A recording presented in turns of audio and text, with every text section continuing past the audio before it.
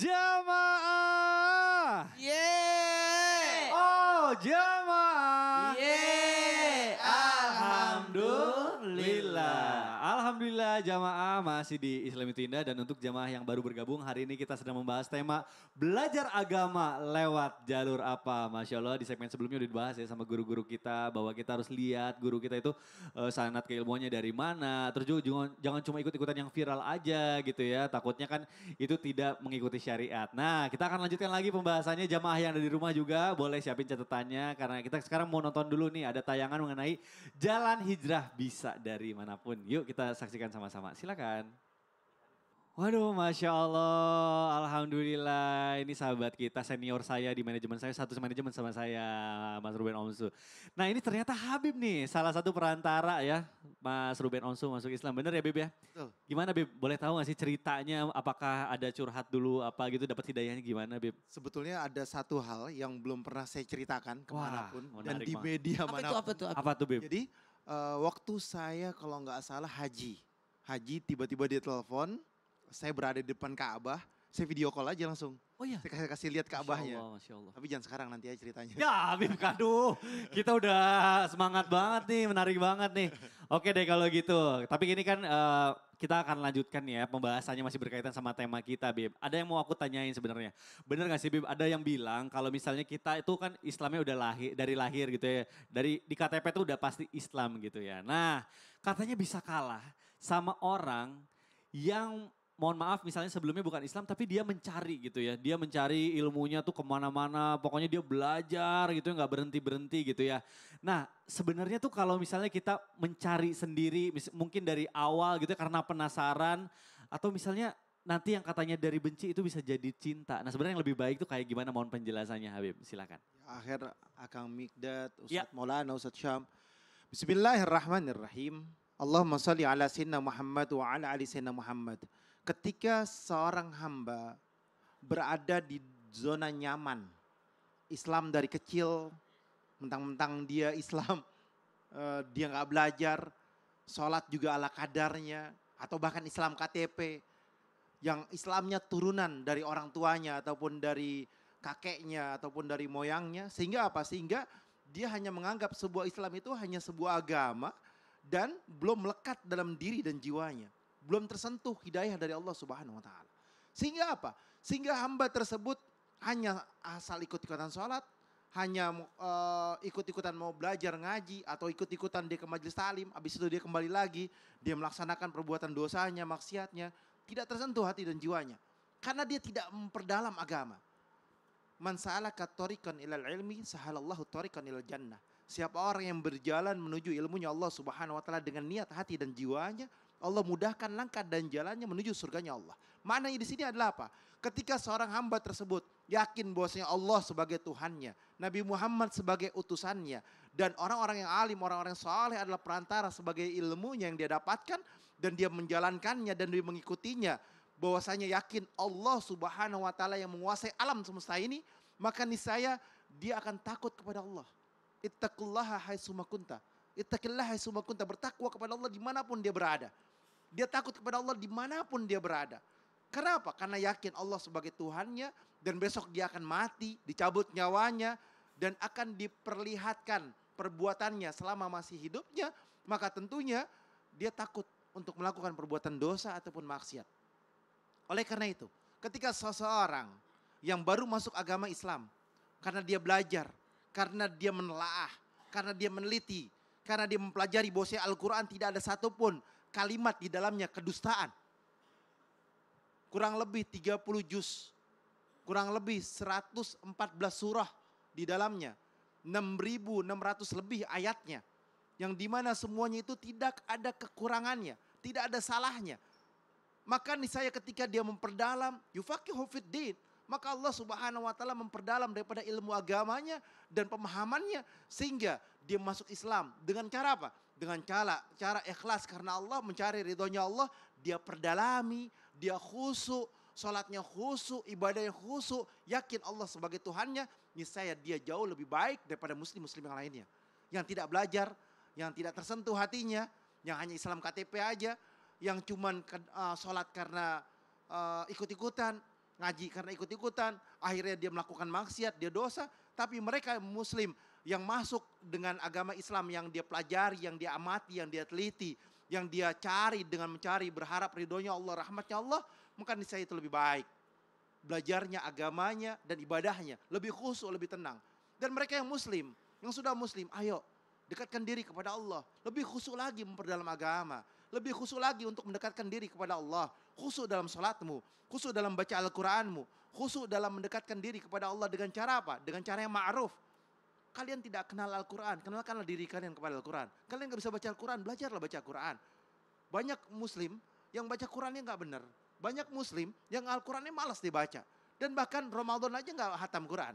Ramadan aja dia gak baca Quran. Oleh karena itu perbaikilah diri kita. Sehingga apa? Sehingga kita menjadi hamba Allah yang taat. Masya Allah, amin amin ya Allah ya Rabbal Alamin. Kita doakan ya, mudah-mudahan teman-teman kita yang sudah mendapatkan hidayah semoga istiqomah. Amin amin ya Allah ya Rabbal Alamin. Baik jamaah, Masya Allah. Nah sekarang giliran guru kita nih sudah berdiri di samping saya. Tandanya kita masuk dulu deh ke dalam segmen Ustadz bertanya, kami menjawab. Baik Ustadz Maulana mau bertanya sama siapa? Bertanya sebelah kanan. Nah. Mau nunjuk yang ini kirain oh yang ini yang ditanya. Silakan berdiri Bu. Ustadz. Bu, sini Bu. Sini. Bu, boleh kenalan dulu Ibu namanya siapa? Silakan hadap kamera sana. Ya. Silakan perkenalkan nama. Assalamualaikum. Assalamualaikum warahmatullahi taala wabarakatuh. Waalaikumsalam warahmatullahi wabarakatuh. Saya perkenalkan diri saya, nama saya R.A. Habibah. Saya dari Majelis Taklim Masjid Nurul Iman, Gotong Royong, Kertapati, Palembang. Wih, tepuk tangan dulu. Masya Allah dari R.A.-nya apa, Bu? Palembang. Raden Ayu. Raden Ayu. Ustaz ngomong kenapa ini sendalnya kok dicopot? Supaya sepadan. Ya Allah, biar sama tinggi. Ibu, saya mau nanya. Ibu punya tetangga non muslim gak? Yang Punya. bukan agama Islam? Iya. Pernah gak beliau itu nanya-nanya tentang agama Islam? Pernah. Terus biasanya nanya tentang apa sih? Tentang dia mau, saya nih Bu, saya nih dari agama Cina, Ya. masuk Islam. Oh, dia masuk Islam. Ya. Terus nanya Ya apa? udah nikah. Oke. Ya, tetapi suaminya enggak membimbing Islam. Oh, suaminya nggak memimpin agama. Oh, ya. gitu. Sampai nanya seperti itu ya. Hmm. Nah, saya nih kepingin belajar ngaji Bu katanya. Ya, Terus- boleh. terus Kalau tanya- mau ikut ngaji sama saya juga boleh. Masya Allah. Tepuk tangan dulu dong. Bagus sekali, Masya Allah. Assalamualaikum warahmatullahi Assalamualaikum warahmatullahi taala wabarakatuh. Waalaikumsalam Kalian aja. warahmatullahi wabarakatuh. Jamaah. Yeay. Oh, jamaah. Oh jamaah. Yeay. Alhamdulillah. Alhamdulillah. Baik Ibu terima kasih ya Ibu. Kita dengarkan sama-sama Langsung ke Ibu penjelasan aja deh. dari guru kita Ustadz Maulana. Silakan guru. Izin Habib, Masya Allah, tabarakallah, sasam. Bismillahirrahmanirrahim. Allahumma salli ala Sayyidina Muhammad, ala Sayyidina Muhammad. Di pertengahan bulan Syawal. Ya, di pertengahan bulan Syawal hari ini 15 Syawal. Atau nisbus Sa'ban, Masya Allah. Ayyamul Bid. Nisbus Syawal ya. Pertengahan Syawal. Ya Masya Allah, tabarakallah, kita mendapatkan nikmat yang luar biasa. Tepuk tangan buat Ibu. Ibu luar biasa. Nah, kalau kita punya tetangga yang mau mengenal agama kita, apalagi mu'alaf. Mu'alaf itu kan lagi lemah. Maka ketika ada yang mu'alaf, itu harus dibimbing. Terima kasih banyak tadi Habib dalam tayangan tadi kita lihat sendiri Ruben belajar sama Habib. Itu bagus. Jangan pernah ditinggalkan. Kalau ada masuk Islam harus ada gurunya, ada penuntun, ada pembimbing yang membimbingnya. Nah, tidak mesti juga suaminya, tapi suaminya kan bertanggung jawab untuk mencarikan guru.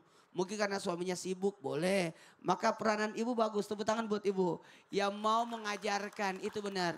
Maka kalau ada non-muslim atau mu'alaf yang mau belajar agama, nanya-nanya tentang agama, yang paling kita harus sampaikan pemahaman, kemudahan, rahmat, kasih sayang Allah. Jangankan kepada yang mau belajar agama, mengenal agama, kepada anak pun harus diperkenalkan sesuatu yang menyenangkan tentang agama. Karena kasih sayang Allah itu lebih besar daripada kemurkaannya. Jangan cerita neraka, neraka. Ya, haram. Jangan. Fokus pada kasih sayang Allah. Sehingga mau menerima. Jamaah. Ibu pernah lihat penjual tiket nggak? Calo-calo yang bis itu. Itu kan ayo sini, ayo sini, ayo. Itu kan gitu. Metodenya luar biasa loh. Tidak berhenti. Jadi harusnya pemahaman dulu. Ya, pemahaman Kemudian dulu. yang paling terbaik adalah akhlak. Alah. Iya, budi pekerti kita kasih lihat gimana ahlaknya seorang muslim. Sehingga mereka tertarik. Kemudian yang ketiga, terapkan toleransi, saling menghargai. Masya Allah. Nah, tapi ingat ya, jamaah, Yeah. pakai hati. Pakai hati. Lalu berikanlah kalimat-kalimat yang menyenangkan. Masya Allah. Terima kasih guruku Ustadz Maulana. Masya Allah, semoga kita semua bisa menjadi contoh ya buat teman-teman kita yang lagi belajar. Melihat Islam itu dari akhlak kita. Oh Masya Allah, ternyata Islam itu indah seperti kita dong. Islam itu indah ya Bu, Masya Allah. Baik jamaah, tadi kan guru kita sudah bertanya sama jamaah yang ada di studio. Nah sekarang saatnya saya kasih kesempatan untuk jamaah yang mau curhat sama guru-guru kita. Kita masuk dulu yuk ke dalam segmen Curhat dong Ustadz. Iya, kami curhat. Baik, yang mau curhat boleh angkat tangannya dulu. Angkat tangan Bu. Wah banyak banget yang mau curhat. Banyak banget ya udah. Nah, Bapak itu. Bapak maaf ya Pak, saya kasih ke ibunya dulu Pak. Karena ini ibu tadi yang paling semangat ya. Silakan ibu boleh berdiri. Ustadz Maulana dan juga Ustadz Syam boleh berdiri Izin di Bib ya. tengah-tengah kami. Ini Bu Eli ya. Ibu boleh berdiri di tengah-tengah kami. Tanya tadi ngomong-ngomong. Enggak apa-apa ya Bu. Silakan Ibu kira-kira mau perkenalan dulu dong Bu, namanya siapa? Assalamualaikum warahmatullahi wabarakatuh. Waalaikumsalam. Perkenalkan, nama saya Eli warahmatullahi Suryani wabarakatuh. dari Palembang. Saya mau curhat dong Ustaz. Iya. Ada yang mau saya tanyakan. Ini ada tetangga saya. Sebelum dia nikah, perempuan, dia sudah punya rumah sendiri. Punya rumah sendiri. Ya, ini pokoknya dia beli sendiri, pakai uangnya sendiri. Ya.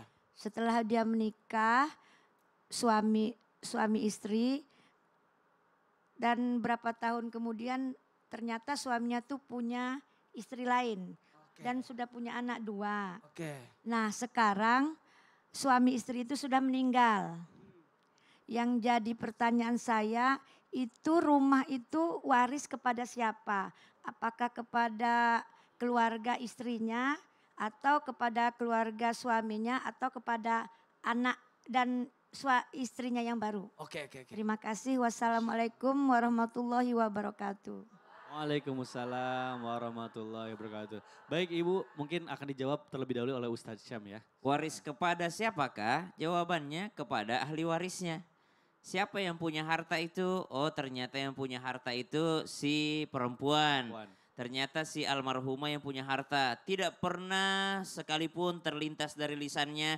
Alhamdulillah Mas, terima kasih sudah melamar saya. Kalau begitu saya punya rumah, kita hari ini bagi 2 rumah ini. Tidak pernah kan? Tidak pernah dia ngomong gitu. Jadi berarti masih sepenuhnya milik sang almarhumah. Kalau milik sang almarhumah, siapa yang berhak atas warisannya? Ia ahli warisnya almarhumah. Siapa ahli warisnya almarhumah? Ada dari anaknya. Siapa ahli warisnya almarhumah? Kalau dia tidak ada punya anak, dia bisa ke suaminya juga ada.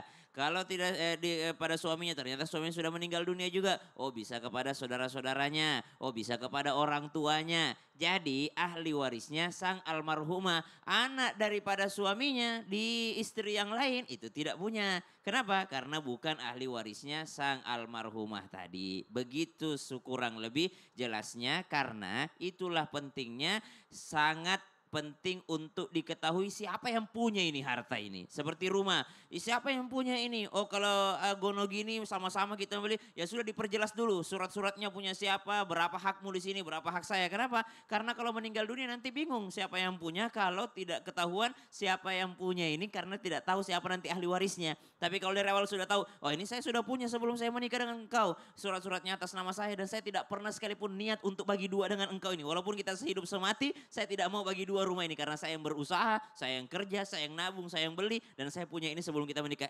Tahu-tahu kau punya istri di luar sana, maka semua ini punya saya dan sebagai yang nanti mewarisi adalah ahli waris dari saya, tidak ada hubungannya dengan ahli waris sang suami tadi. Baik. Ustadz Maulana. Bu, saya mau nanya, almarhumah punya anak gak? Oh, kalau tidak ada berarti aman. Larinya jadi tertutup, nggak ada di situ, nggak ada jalur anak. Suaminya meninggal, nggak ada lagi jalurnya. Berarti tertutup jalurnya. Maka lari betul tarik atau sasam, lari ke pihak perempuannya. Apakah orang tuanya, saudara-saudaranya. Jadi aman. Ingat Bu, semua yang jamaah yang di rumah harus kalau ada harta harus ada hitam di atas putih. Namanya kepemilikan. Karena yang bisa diwariskan yang punya kepemilikan. Tanah di depan rumah itu jalanan. Enggak. Lapangan di depan rumah? Enggak. Jadi harus kepemilikan. Dan ingat bukan saja harta yang diwariskan. Jangan berebut harta, berebut utang sekalian. Utangnya almarhumah, betul tidak? Banyak-banyak sekarang mencari hartanya. Ada hartanya almarhumah. Kenapa kau tidak cari utangnya? Untuk kau bagi-bagi, kau bayar. Oke? Aman ya Bu? Nanti sampaikan ya keluarganya itu. Bahagia banget nih tetangganya diwakili bertanya. Iya, Masya Allah. Bagaimana Ibu? Sudah cukup jelas ya? Alhamdulillah. Saya juga dapat ilmu baru. Terima kasih Ibu sudah bertanya ya mewakili saya. Baik jamaah, Masya Allah. Alhamdulillah. Jamaah jangan kemana-mana karena setelah ini kita lanjutkan lagi pembahasan kita tentang belajar agama lewat jalur apa. Tentunya masih di Islam itu Indah. Jamaah, oh jamaah. Alhamdulillah. Jadi Terima siapa kasih. orang